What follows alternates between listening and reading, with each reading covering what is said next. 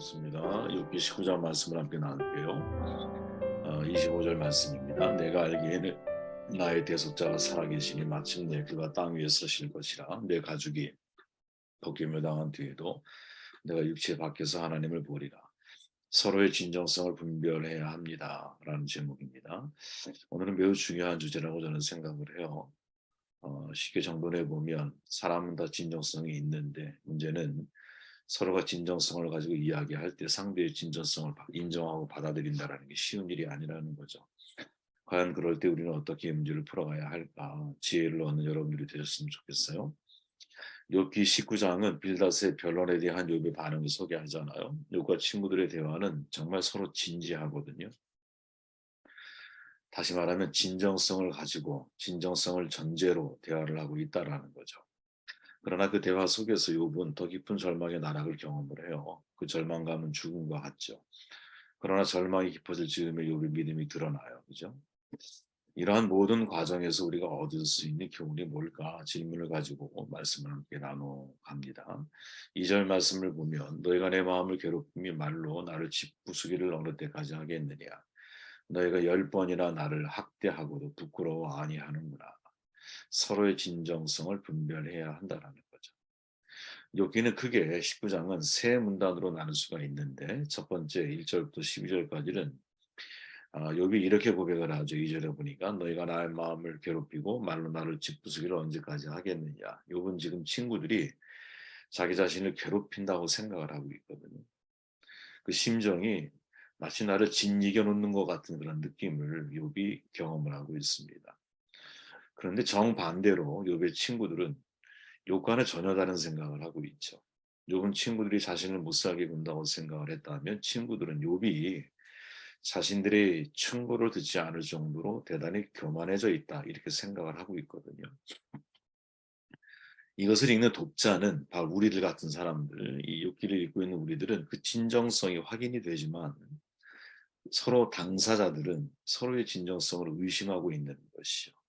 저는 이게 매우 중요한 장면이라고 봐요. 왜 우리 인생에 이런 일들을 너무나 많이 경험을 하거든요. 원래 이 진정성이라고 하는 것은 모든 문제의 중요한 가치잖아요.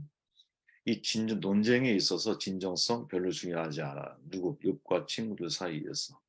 누군가 진정성이 없다라는 말이 아니라 서로가 진정성이 있다라는 말이거든요.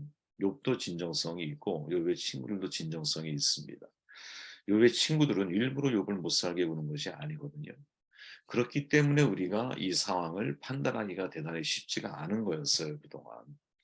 저는 세상이 이런 것 같다고 생각을 해요. 예를 들어서 한쪽이 진정성이 없다면 잘못이 쉽게 드러나거든요. 근데 양쪽 모두 진정성을 가지고 있고 서로가 선한 의지를 가지고 변론을 하고 대화를 나누는 거라면 그 분별이 참 쉽지가 않다라는 거예요. 왜? 선한 의지들이 충돌을 하고 있기 때문에 그런 거죠. 욥이 옳은지 친구들이 옳은지는 독자의 시각으로 보면 분명하게 알 수가 있어요. 그들의 시각으로는. 근데 문제는 그들의 시각으로 놓고 볼 때는 그 진정성이 잘 드러나지 않는다라는 거죠.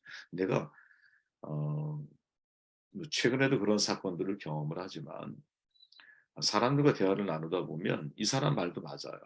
또 상대편 말도 맞아요. 그리고 서로가 진정성을 가지고 이야기를 하는 거거든요. 근데 둘이 대화를 나눌 때는 그 진정성이 해결이 안 되는 거예요. 받아들여지질 않는 거예요. 욥의 입장에서는 자신의 말이 옳고 친구들의 입장에서는 자신의 변론이 옳거든요. 한 예로 6절을 봐보세요. 하나님이 나를 억울하게 하시고 이런 고백들은 사실 욥의 입장에서는 맞는 말이에요. 억울한 거예요. 지금 왜? 나는 의로운 삶을 살아왔는데 이 억울한 상황에 하나님이 직면하게 만드셨거든요. 그런데 이 고백은 친구들의 입장에서는 결코 용납이 안 되라는 거죠. 하나님 억울하게 하신다니. 하나님 정의로운 분인데 어떻게 억울하게 만들 수가 있느냐. 그러니까 욥의 친구들의 입장에서는 말도 안 되는 이야기를 욥이 하고 있는 거예요. 망발로 들리는 거죠. 이 말은 곧 하나님이 정의로우시고 전능하시다라는 것을 근본적으로 부정하는 것이 되기 때문에 친구들의 변론 역시 그러한 자기의 믿음과 신앙, 지혜를 가지고 사실 욥에게 변론을 하고 있는 거. 그렇게 서로의 선한 의지가 충돌을 하고 있다라는 거예요. 진정성의 정의는 뭐냐? 자신에게 진실하는 거거든요, 여러분. 자신에게 진실하는 거. 진정성이란 자기 내면에서 해주는 말과 도움을 제공해 줄 다른 사람에게 해주는 말이 일치하는지의 문제예요. 다시 말하면 내가 지금 이야기하는 게 진심이냐. 그죠?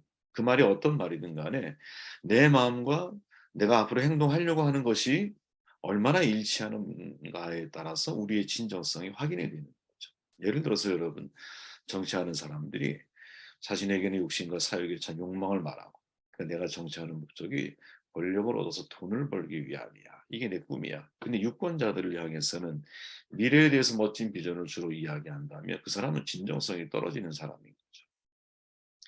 일상에서의 진정성은 이 리더가 사용하는 단어를 중심으로 판단이 되는 거거든요. 예를 들어서 어떤 정치가의 슬로건이 청년들을 위한 정치와 공정한 세상의 실현이라고 말한다면 이 정치가의 진정성이라고 하는 것은 이 이야기가 투명해져야 된다는 거지. 결과로 증명하라는 얘기가 아니에요. 그 자기가 말한 것을 이루기 위해서 얼마나 사실은 노력을 하고 그리고 얼마나 그것을 이루어가기 위해서 용기를 발휘해 나아가느냐. 이게 정말 중요한 문제라고 하는 것이죠.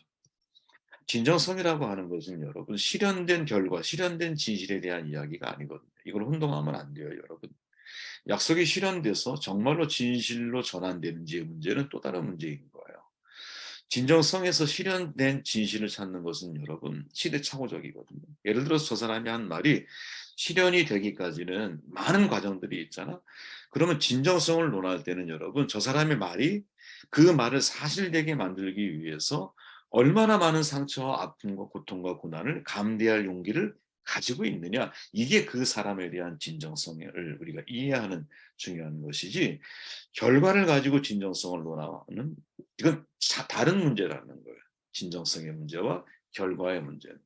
왜 그런가 가만히 생각해 보세요, 여러분. 내가 무엇을 예를 들어 하기로 약속을 했어. 진정성이 있는 말이겠죠, 당연히. 그런데 이 일이 진실이 되고 이 일이 결과로 만들어지기 위해서는 사실은 그 가운데 너무나 많은 게 필요하잖아요. 예를 들어 그 말을 한 사람의 결기, 내가 이걸 이뤄내야겠다. 결기도 필요하고 운도 따라야 되고 또 거기에 맞는 지원, 자원도 있어야 되는 것이고 또 환경이나 시스템이 도와줘야 되는 것이죠. 사실은 이런 많은 것들이 도움이 이루어질 때 내가 아무리 진정성 있게 말을 했다 할지라도 이게 결과로 드러나는 것이지 그런 것들이 동반이 되지 않았을 때는 나의 말이 사실로 결과로 만들어지기는 쉬운 게 아니잖아요. 그렇다면 그 사람이 진정성이 없는 것이냐? 아니라는 거죠. 그 문제는 다른 차원의 문제라는 거지. 그죠? 그러니까 정말 중요한 거는 그 사람이 무엇을 말했을 때 이 말이 진실인가? 이 말을 실현하기 위해서 저 사람이 사실은 저 말을 한 것인가? 이걸 먼저 봐야 되고 그것이 결과로 이루어지는 것은 또 다른 차원의 문제를 우리가 생각하고 받아들이는 지혜가 있어야 된다는 거죠. 그죠? 저는 가만히 생각해 보십시오. 욥의 진정성이 언제 드러날까? 친구들의 입장에서는 여러분 내가 의롭게 살아왔는데도 하나님이 나에게 고난을 주시는 현장에 직면해 보면 아는 거예요. 그렇죠? 가만히 생각해 보십시오. 독자의 입장에서. 욥의 진정성을 언제 우리가 경험하게 될까요? 내가 욥과 같은 상황에 처해 보면 아는 거죠. 정반대로 친구들의 진정성을 어떻게 알게 될까요? 내가 이제 이들의 입장이 역지사지가 돼 보면 알게 되는 거지. 역지사지가. 그런데 정작 지금 우리의 눈앞에 있는 이 두 부류의 사람들은 서로가 진정성이 있지만 그 진정성을 이해하고 받아들이기가 너무나 쉽지가 않아요. 왜? 그들은 어 독자들이 아니기 때문에.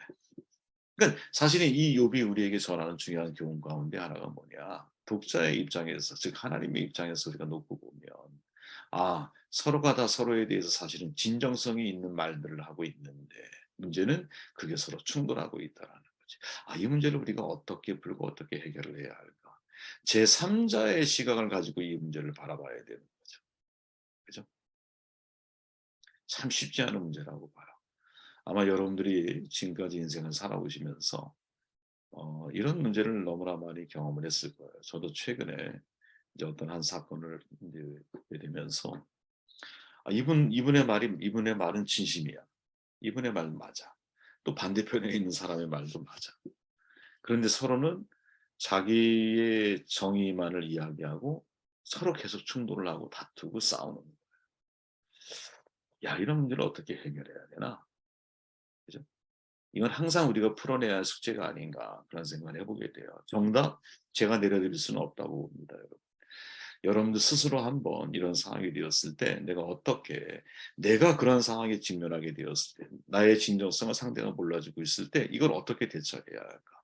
끊임없는 변론을 해야 되는 것일까? 아니면 이 문제를 하나님께 넘기고 하나님에 대해 하나님의 방법으로 이 문제가 해결되기를.